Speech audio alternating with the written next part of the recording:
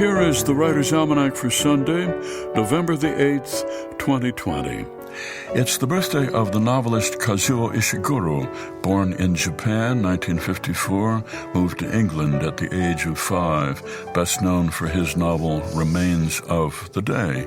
It's the birthday of the novelist Margaret Mitchell, Atlanta, 1900, author of Gone with the Wind. She was a reporter for the Atlanta Journal for 6 years, then spent 10 years researching and writing her great novel about the Civil War and Reconstruction from a Southern point of view. The book came out in 1936 and sold a record 1.5 million copies in its first year. Movie came out in 1939 and went on to make more money than any other movie for more than 20 years. Margaret Mitchell, who died at 48, hit by a taxi while she was crossing a street in Atlanta. It was on this date in 1837, Mount Holyoke Female Seminary was founded in South Hadley, Massachusetts, later changed its name to Mount Holyoke College. Founded by a woman named Mary Lyon, first of the 7 sisters, the 7 women's liberal arts colleges up in northeastern United States. Mary Lyon, who rode around in a stagecoach with a green velvet bag collecting donations to start her women's college, opened its doors to the first class, 80 young women on this day, 1837. The next year she had to turn away some 400 applicants because there simply was not room for them. And it's the birthday of the Catholic radical and activist Dorothy Day, born in Brooklyn, 1897, who founded the Catholic Worker newspaper and who also founded houses of hospitality that took in the homeless, especially women. Dorothy Day, who said, "What we would like to do is change the world, make it a little simpler for people to feed, clothe, and shelter themselves." Dorothy Day said, "My strength returns to me with my cup of coffee and the reading of the Psalms."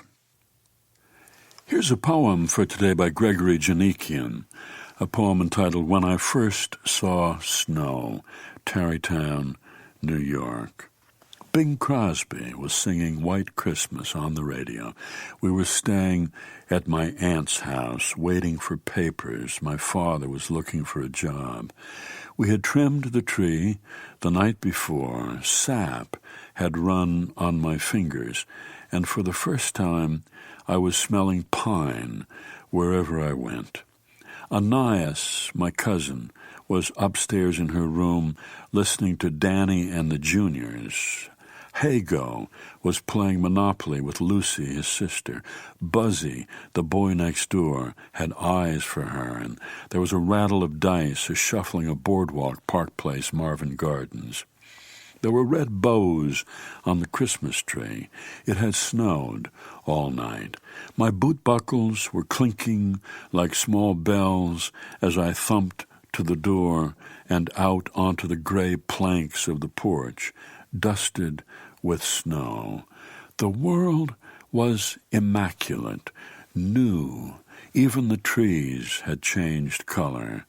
And when I touched the snow on the railing, I didn't know what I had touched, ice or fire. I heard, I'm dreaming. I heard, at the hop, hop, hop, oh, baby. I heard B&O, and the train in my imagination was whistling through the Great Plains, and I was stepping off.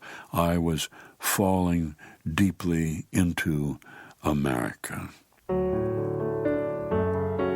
A poem by Gregory Janikian, When I First Saw Snow, from his collection Falling Deeply into America, published by Carnegie Mellon University Press and used by permission here on the Writer's Almanac.